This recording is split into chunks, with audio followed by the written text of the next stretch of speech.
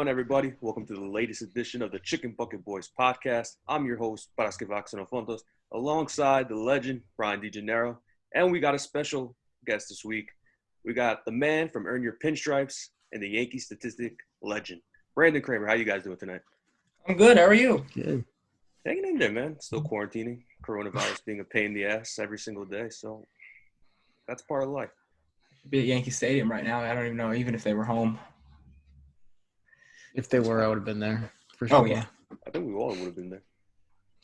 Probably. We would have Unhinged at the park.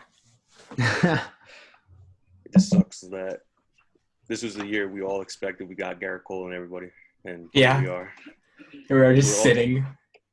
There could be a season at the end of June with no fans whatsoever and just 10 teams in 3 divisions. So Well, could be better than nothing. So yeah, but don't count big it out. part of the story is all these minor leaguers the Yankees have.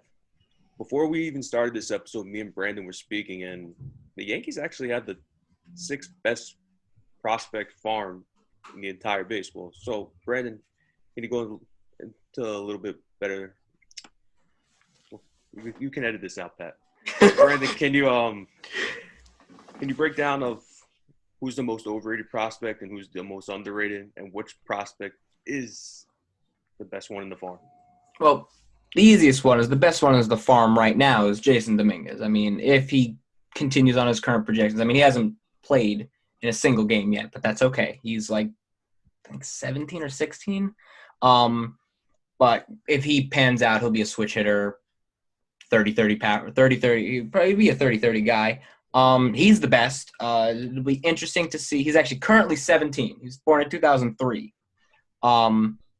I mean, on the 20 to 80 scouting scale, they got him at 60 power, which is above average. I mean, they spent all of their international money on him. So if he pans out, then you have your cornerstone center fielder for the next 10 years. Overrated, that's a hard one because honestly, I'm going to go out on a limb and say David Garcia. Any reason why you think that? Well, everyone kind of started overrating him towards the trade deadline last year. Don't get me wrong, high spin rate, great curveball. I just think that, I mean, to be fair, he's actually not their best pitcher in the rankings according to MLB. I think it's the prospect rankings. He's actually number 2. Clark Schmidt jumped him this year. I honestly just see his stuff panning out to be a reliever. He's pretty short, right? Every Yankee pitcher's short. Yeah, but isn't he especially short? Isn't that one of the things that they always talk about when they talk about him as a prospect? He's 5'9". The fact that he's like, that's pretty short for a baseball player. I mean, I remember. Yeah. Sorry, you go ahead. No, you go. Nah, because I just remember when he got the call up to AAA, didn't he have like above 5 ERA? Oh, he shit the bed. He got called up to AAA. Now in AAA, they were using the 2017 MLB balls. He in 40 innings pitched to a 5.4 ERA. The walks were high, about 20 walks in those 40 innings, 8 home runs when he only gave up 2 in 53 innings in AA. They probably rushed him a bit. The hype was getting to him, but the biggest thing with him is he's got a straight fastball, so he's going to need to rely on pinpoint control, or else he's going to get shelled. It's his not fastball's like Chad fast either, right? It's the low to mid 90s. Okay.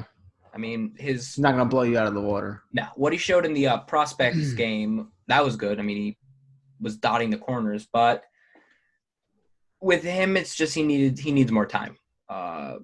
He would probably have been up mid this year, but he just needed more time I actually think they may have I remember when they had a bunch of transactions, they may have sent him down to AA. I believe it was AAA. No, it was AA. I think when all the transactions came out to right before the transaction lock went on, I think they actually optioned him to AA. Yeah, I remember that. I'm going to double check, but that was honestly wasn't surprising. I mean, he just needs more time. Mm-hmm. And I mean, he's going to be 21 years old this year, so And pitchers do take a while, though. Pitchers often take a bit, especially now because who knows what ball they're going to be using. And most underrated, that's a good one because the Yankees got a bunch of good prospects. Luis Hill and Luis Medina, Luis Medina. Both of them are hard throwing pitchers. They were going to both be in the Tampa Tarpons rotation. Hill throws, I think, triple digits. So he throws triple digits. Last year, he pitched in low A and then high A. I mean, did pretty well. Only had 13 innings in high A and didn't do that well. But he throws. They gave his fastball 75 on the 20 to 80 scale. He pitched a bit in spring training. He's a triple digits guy. Big thing with him is control. They're saying he maintains it throughout the game. He's projected to arrive in 2022. Medina's good as well. And honestly, if we're also going back to overrated, Esteban Florial hasn't done anything in a long time. I remember he was he was one of their most prized prospects back in 2 years ago. Yeah, I mean, during 2017, we're like, oh, give us 2 years. 2019, he got Florial in center, Judge in right. And that's also right after we got Stanton. But he has one big problem. He cannot recognize a curveball to save his life. That's his big issue. I mean, he has dealt with injuries, so that's hurt him a lot.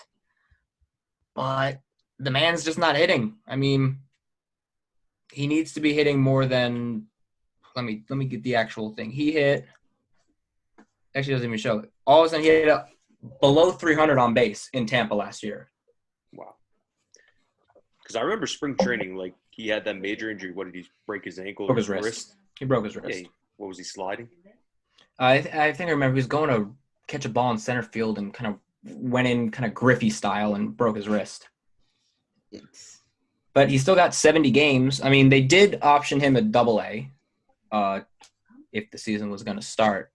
But he was supposed to be up this year. This was his ETA, and they actually changed it. Now he's expected. They're saying his arrival should be 2022, and by that time, I mean, I wouldn't bet on Jason Dominguez coming up when he's 19. Is there a possibility? Yeah, you got to see how he progresses through the minor leagues. But for him, he's running out. If he doesn't show something now, it all depends on if we get a season this year. But if he doesn't show much, or if he does, he could start becoming trade bait. Going back to Deivi Garcia, is a good comparison to him with somebody on the rotation is Luis Severino? I wouldn't go Severino because Garcia doesn't have that. Like with Severino, he can blow a fastball by you at 99, 100. Davey's rocking. I mean, he has a high. Honestly, the comparison would be Chad Green with the fastball. High spin rate, needs to rely on pinpoint control. I mean, Garcia's curve is something else. I think he's throwing like a 76 mile an hour curve. It's almost a 20 mile an hour drop off from his fastball. Yeah. But I mean, if you think about in baseball now, there's not many people throwing it's more of a 12-6 curve. You don't see many people throwing a 12-6 curve. It's all kind of lateral. Mm-hmm. That pitch for him is very important. I mean, he's been working on his changeup, which he will need that changeup to be successful. But with the curve, if it stays up, I think one of his games this year in spring training, he gave up a home run to Ender Inciarte and a fastball. I don't think his curveball was hit that much, but with him, my comparison would be Chad Green, just with the fastball. The high spin rate. I mean, I just really see him working out of the bullpen in a Chad Green type role. I can see it 100%. But still, he's still a great prospect, but Schmidt's better. Oh, I can't wait to see Clark Schmidt up in that rotation. I can see being a nice 4 or 5 guy for that rotation going forward. Yeah, he has – the thing with him is that he's got a sinker two-seam. I mean, I don't know if you guys have seen the video. I think he broke his brother's hand. He broke his brother's thumb now. Crazy. In high school for me, I caught I caught someone else through a two-seam. And if you catch that the wrong way, right at your thumb, because there's like no padding right there, Yikes. that pitch will make – it's a ground ball pitch for him. So it limits the home runs. And honestly, he fits out, as you said, to be like a 4-starter with potential of a 3, maybe even a 2-starter. But yeah, he fits the more prototype pitcher that the Yankees need. David Garcia struggles with the long ball. Schmidt, I don't think he did that much, but you saw in spring training, once he settled himself down, he was lights out. Yeah, he honestly, he was probably going to be up mid this year. He was probably going to be their first starter called up if it wasn't. No, because Loaizaga was probably going to start in the row. I honestly heard he was going to start in the rotation. Really? They haven't learned their lesson yet? The thing with Loaizaga is he has the best stuff. Yeah. I still kind of consider him a prospect. He has the best stuff out of everyone. Yeah, he's electric when he's on. Oh, he's he's untouchable. healthy. He's untouchable. He's pretty much a Betanzas, but both failed starters, as every reliever is. The thing missing with him is he's had 2 not major injuries, but he's had some pretty bad injuries from overuse. Did he get Tommy John surgery? No, he had or labrum. He didn't have any tears, but he's gotten a strained rotator cuff, which is, if he tears, it's a death sentence for a pitcher. And I think he had something wrong with his elbow as well. But yeah, as Brian said, when he's on, he's untouchable. He's honestly, he could be the next Chad Green. I still think deep down, if Chad Green can learn to change it for something else, you can put him in the rotation. Yeah, I can see it happening. You have to stretch him out, but yeah, could happen. See, but I feel like Loaizaga fits better as a reliever because every time they try to use him as a starter, he gets hurt. He, like you said, is a lot of these injuries of overuse. So it just makes more sense to use him in the bullpen because when he comes out of the bullpen, he's lights out. The thing with him is I don't think people remember, he skipped AA to make his major league debut. When he came up, they were like, he was like, I think he walked like minimal walks in AA that year.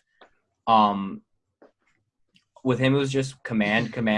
But I mean, the jump to the majors is different. So he hasn't really had a significant amount of time in AAA to really refine his craft. But gotcha. He's their X factor, and besides Schmidt, or they're both too different, but he has the flat out the best stuff. I think you compare his type of stuff to Severino, and one of them turned out well. Well, so far, Yankees just haven't had that. A lot of Yankees fans would argue with you on that, but yeah, I mean, there was actually one question I wanted to ask you, but say what you have to say. Oh no, I was going to say the Yankees have not had that great of luck compared to other teams with their starters. Yeah, it's true. There's one player that keeps questioning me. Is he even considered a prospect or an actual Yankees player? And that's Clint Frazier. Do you actually think he has a chance of being in the lineup for a full season, or is he going to be one of those players they just keep bringing up and down when a player gets injured? As long as Stanton is healthy and Gardner sadly is healthy, and even with Topman, I see them playing over Frazier. I mean, Frazier, put him in, he'll give you 25, 30 home runs a year if you give him a full season. The downfall is the man can't field to save his life. He's better at one of the corner spots, honestly. He looked a bit better in spring training, but, I mean, the issue with him was our outfield is stacked. Judge is never not going to play right field or DH. Center field is where it gets iffy because they have Gardner, who they love to play. Gardner will probably be with the Yankees till he retires. Who knows when that's going to be. And you got to keep going on the Topman train because if they may have found something with Exavila, but also Topman in like 60-something games last year registered like 17 defensive runs saved. Yeah. Like across his outfield positions. And I mean, he's one of the best defenders. Don't get me wrong. Frazier has a great arm and his bat is better. I mean, he has an electric bat. We all know that. Yeah. It's just so hard with how deep the outfield is right now to get Yeah, him. don't forget about Aaron Hicks too. Oh, yeah, He's Aaron going to be Hicks. healthy. So It's just, I mean, he shouldn't be a prospect, and put him on a bunch of other teams, and he starts. yeah, that's why I'm really surprised that they didn't get rid of him last trade deadline. I really felt like they were going to try to move him. I don't know if they just didn't get any takers or what, but it seems like it was so obvious of a move. He's got value, even though some people might say it's been lowered because of his defensive issues, but he's got value. I mean, you obviously don't want him on the team. He's an Kind of MLB made ready sense. bat. He's an MLB ready bat. Yeah. Trades people want in trades. They want MLB ready players. The Yankees have a couple of them. Estrada's one of them as well. But I mean, they probably got takers. But last year's starting pitcher market, you don't give up a Clint Frazier for a Marcus Stroman. That's just. I guess. I mean, I would have loved Stroman in pinstripes, but if it comes down to the line, I mean, I can see them. I definitely this year, if he didn't play, I was going to see them trying to move him, but it's just unfortunate because he deserves a shot. I mean, when we had next man up, he was the center of our lineup, honestly carrying us for those couple weeks till he hurt his ankle. See, when he's locked in and having fun, that's the thing. When he's having fun and there's no distractions, he's great, but he just gets in his head too much, which is a common theme with Yankee players. Yeah. But I don't consider him a prospect because he's had enough time in the majors. It's just unfortunate just how stacked it is right now. It's a good thing, but also for him, it's not the greatest. But he just needs to steal a spot. He's got to play. He has to play where they're forced to keep him in the lineup, but who knows? It's just one of our biggest strengths is our outfield. We have like maybe 6 great outfield players. You have, like we said, Hicks, Stanton, Judge, Talkman, Gardner, and I'm pretty sure I'm missing one. I think you got them all. Yeah, no, I think you got them all. Yeah, you got them all. Yeah, but given that we invited you this week, we want to give you the stage because we know there's one former Yankees prospect you are fucking Jesus Montero. I fucking hate him. Him, and I also still hate Eduardo Nunez, but that's another story. I mean, tell us more. With Montero, I mean, it was like 2011, I think, or 2012. The top 3 prospects were Mike Trout, Chris Bryant, and then Jesus Montero. They said Montero's defense was awful, like worse than Sanchez. But the man was being compared to having the bat of Miguel Cabrera, who was in his prime at that time. Big shoes to fill. Did well. I mean, his debut, he hit 2 opposite field home runs. Did decently. Then he got traded. I had never been more hyped for a prospect until I just bought onto the hype train of him. And it hurt because, I mean, then he gets traded for Pineda, which is probably one of the worst lose-lose trades of all time. Maybe not of all time, but, I mean, Pineda for Montero. Montero was decent in 1 year with the Mariners. Then you had the entire story of him showing up to spring training 40 pounds overweight. Then a scout orders him an ice cream sandwich at the dugout. He goes and chases after him. So that was really funny. And he was in the biogenesis scandal as well. That's the thing that honestly after that prospect bust, it's when I was like, I can't hype up prospects. I can't fully buy into it because they can break you. They can, but that's also why you can't be afraid to trade people because I'm actually thinking about writing about this. So sneak peek. There's one player that prevented the Yankees from repeating in 2010. Of course, we didn't get Cliff Lee. Do you guys know which prospect Cashman was unwilling to trade for Lee? Oh, I remember we talked about this a couple weeks ago, didn't we? Mm-hmm. I already forget. The man can never keep his helmet on. Eduardo Nunez. Oh, right. Cashman was unwilling to give up Eduardo Nunez. We all know Cliff Lee goes to the Rangers. Look how that turned out. I mean, they never won a World Series, though.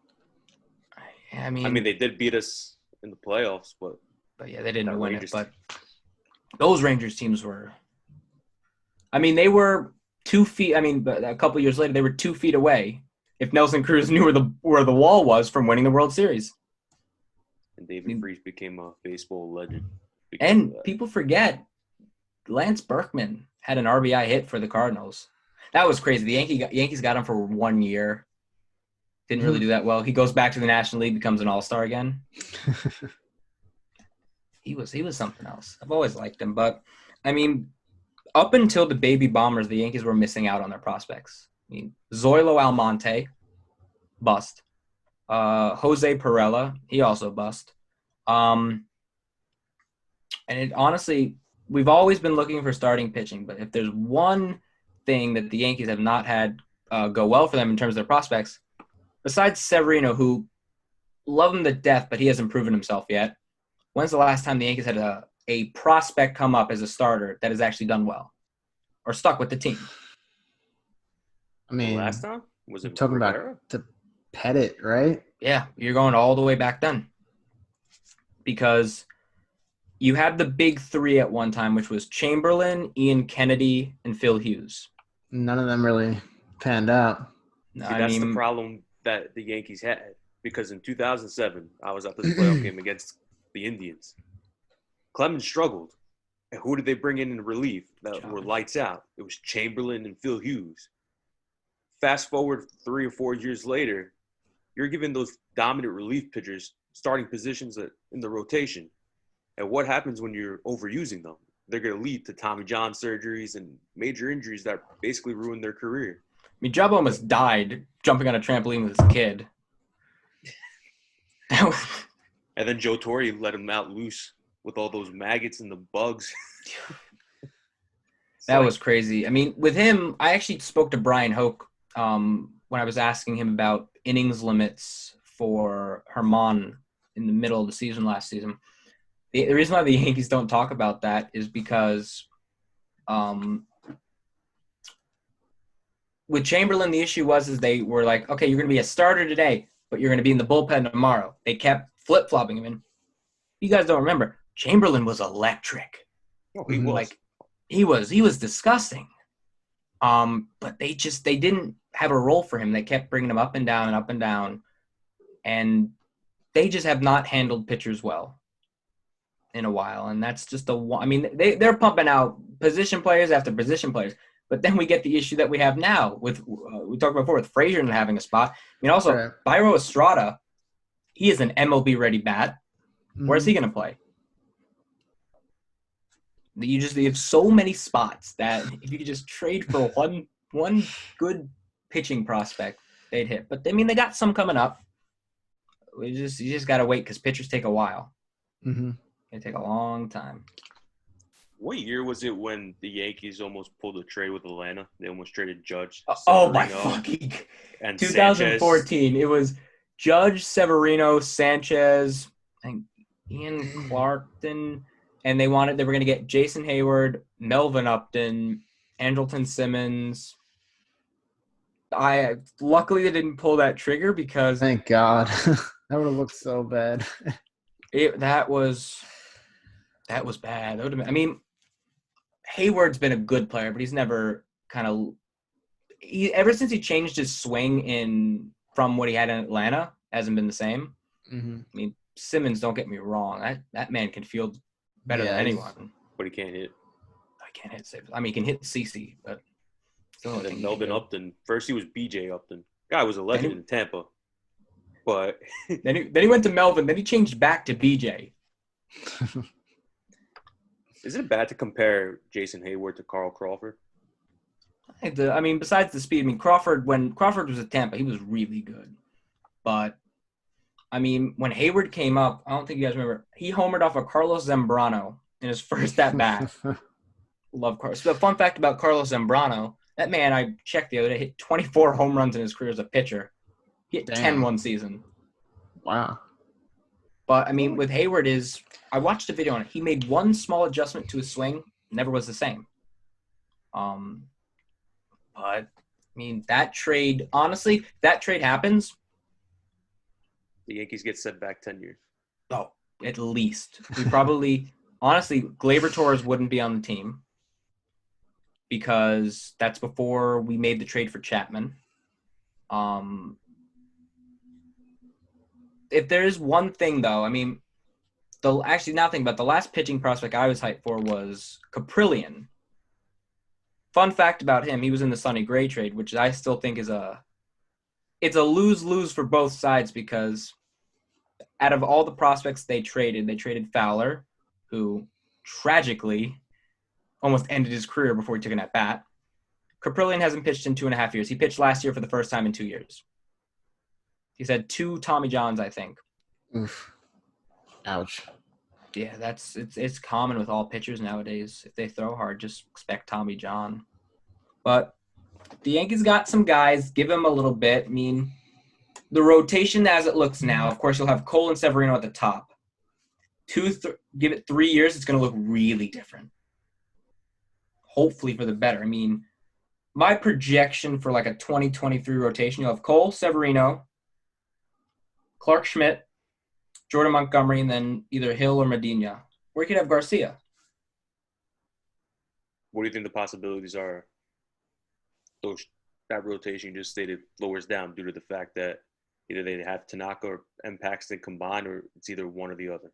I think I can see Tanaka being in the rotation. Paxton this year. The thing with Paxton is this year is if there is baseball this year, I don't think there's. I mean, of course, Cole's going to have a lot of pressure, but this is a year for Paxton. I mean, if it's 100 games, of course you can't now test his durability because it's not 162 games. But especially as a Boris client. He was going to miss the first couple months anyway, right? So yeah, he was probably going to be back in June, I think it was May or June. Was it May? They said he was ahead of schedule, but if out of those 3 players, it was Tanaka, Paxton, and we have LeMahieu. Tanaka, that's a deadlock. Like, I would bet money on Tanaka returning as a Yankee. The way he handled his opt-out. I mean, the high school I went to, which was actually K through 12, his daughter's enrolled there. She's like in preschool, yeah. But like he loves New York. The way he handled his opt-out in 2017, at the end of 2017, he said he doesn't want to play anywhere else. I can see Tanaka staying with the Yankees for his career. Paxton, it comes down to his fucking agent, Scott Boras. Mm. And, I mean, don't get me wrong. When Paxton's on, he's one of the best pitchers in baseball. I'll say that. I mean, even when he was with Seattle. Yeah. But he's never pitched over 160 innings in his career. But that whole situation with him and Severino still pissing me off. They were both injured at the end of October instead of just immediately doing the surgeries. You can't wait till the end of December, wait it out, and then a week into spring training, you're like, okay, this guy's getting Tommy John surgery, and this guy had a cyst in his lower back. But this is all dated back to October. With Paxton, that I understand because you don't want. I mean, the cyst was pretty much right on his spine, so you don't want to operate on that out of the blue because one wrong move and he never pitches again. With Severino, I mean, just the whole medical stuff. But sadly, with the way Severino threw from 2017 on, I was expecting him to at one point in his career undergo Tommy John. He throws with he only throws with his upper half. But I think we all noticed something was wrong with his elbow in 2018 in the second half of the year. He lost his velocity. Something was up. And I think now thinking back, he then hurt his shoulder and then he hurt his trap or something. Probably because he was probably his lat overcompensating. Yeah. I do, but once you hear his elbow's popping at the changeup, then you're like, shit. And Tommy John I mean, we could see Severino back end of the All-Star break next year at the earliest. Yeah. Safe bet would be August. Takes a while. Yeah. It's a shame, man. He missed all of last year, too. Probably won't be the same till 2022. Yeah. It just sucks that they gave him that extension because he had that breakout year in 2017. They gave him 4 years, $40 million instead of going through arbitration. And first year of his contract hurt. Second year of the contract hurt. But yeah, well, Severino was gonna get a lot of money in arbitration anyway. This was just like because it gives you an extra year of control, which a lot of players are doing now, which is how with how kind of broken the system is. I mean, let's be honest. Judge up until this year was getting paid $500,000 a year. Minor league players aren't getting paid enough to live, but Severino. I mean, do you guys consider him an ace? Let me ask you that. Do you think he's an ace? No, not at all. No, I think he pitched like it for half a year, but he hasn't been consistent enough to be an ace. And no. And also that thing from that Red Sox series, you don't show up 15 minutes before game time to go warm up in the bullpen. You're supposed to be in that bullpen 45 minutes before. Get your arm loose, get ready. Like it's a playoff game. It's a do or die. And you wait till 15 minutes to go into the bullpen to warm up. Basically, the game's about to start, and you wait then. And also, don't forget, the wild card game in 2017, the year he was, like, what did he come third in the Cy Young votes or the second? Yeah, but that's nerves. That's nerves.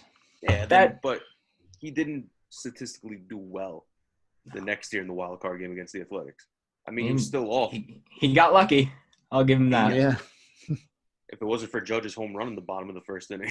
Yeah, he settled in, but he escaped some jams. I mean, let's think back to against the Twins this year. I mean, that man had bases loaded with less than 2 outs in back-to-back innings. I don't know about you guys, but my heart couldn't take that much. It was a lot. It was a lot to handle. One thing, have you guys listened to the R2C2 that CC had with Sonny Gray and Trevor Bauer? No. I heard a little bit of it. I never got into the full. I used to hate Sonny Gray, but now all I do is I just hate Larry Rothschild. Sonny Gray said this. All he needed was the advanced analytics, just like the high-definition cameras. They had that. Larry Rothschild couldn't interpret it. That's all he asked for. He said, just give me this data so I know what to do. He goes to Cincinnati, gets that data. Look what happens. I mean, to be fair, did he probably struggle with the pressure? Yeah. But I'm sorry, don't tell this man. I mean, yeah, telling Eovaldi had to throw a cutter saved his career. But if Sonny Gray has a two-seam that gets a good 4 or 5 inches of movement, don't tell him to stop throwing that. Yeah. He's Going their back biggest. to Eovaldi, I was at the game where it was against the Twins. Greg Bird was emerging. He had 2 home runs against Irvin Santana in his home debut. And Eovaldi had a perfect game into the 6th inning. And then right after he gave up a hit, it was a blooper over the third baseman. He lost control of the whole game. And then Minnesota kept getting hit after hit, run after run. And then he just – because that's the thing with pitchers is, like, when they have all that momentum, one little mistake happens, they lose all composure and everything goes to crap. Yeah, honestly, I might be the minority in this. I honestly liked Eovaldi. I loved him. I loved him as a pitcher. Did he deserve all the money the Red Sox gave him? Absolutely not. I mean, the guy that's had 2.5 Tommy Johns, you don't give him $18 million a year. Is he great? Is he a great pitcher? Yeah. He did thank Larry Rothschild for teaching him how to throw that cutter. But he's the guy. I mean, yeah, he had Tommy John, and for him especially, it took him a long time to come back. I remember him. There was a stat. He was getting averaging 7 or 8 runs in his start of run support. It was something crazy. He had a 4.5 ERA, but he had wins don't mean anything. He was getting 8, 9 runs a start, and it was like, damn. But yeah, I mean, I give major props to Tampa for helping him revive his career big time. And I'm not trying to be biased or anything, but I think Kevin Cash is the best manager in the AL East without a question. I think he's one of the best managers in baseball. Oh, 100%. He's a top 3 manager in baseball, in my opinion. I don't care what anybody tries to tell him. Yeah, no, he's great. I just wish that they gave him. I mean, honestly, no, I don't wish they gave him anything better because then he'd actually do something with it. But I mean, just the way he took that team. I mean, one thing is, I still hate the Pirates for that trade for Chris Archer. They were pressured by their fans.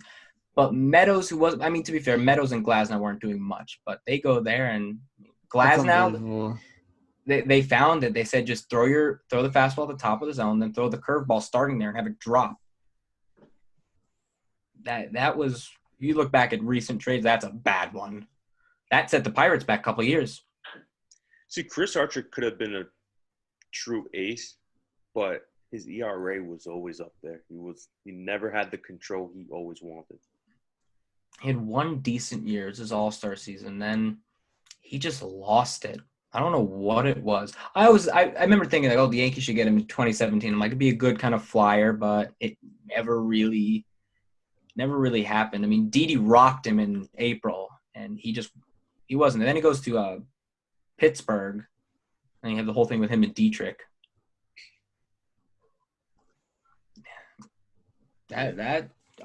He's not old. I think he's in his low 30s. He still could turn it around, but I doubt it.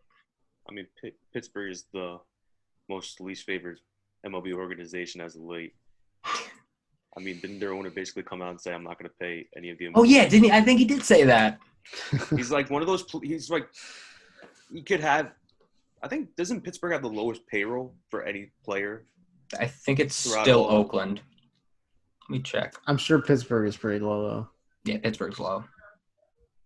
Like, they have so much money, but they don't want to invest in the team whatsoever. It's like basically – because the best thing about Pittsburgh is from 2010, I believe, to 2013, they have one of the best teams. They have McCutchen, Russell Martin, and then they lose in the wild card games back-to-back years.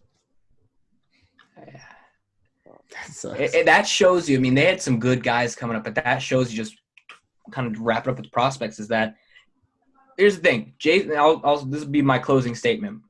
Jason Dominguez has the potential to be a great player, but don't write this dude off as already great, because we've seen even the best of prospects fall. I mean, just let him play, see how he does. Jesus Montero?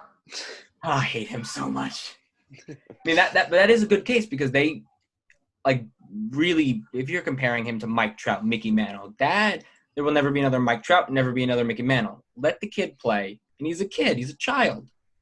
See how he does in the as he goes up in the minor league rankings, but just always in the back of your head, don't hope for it, but it can happen.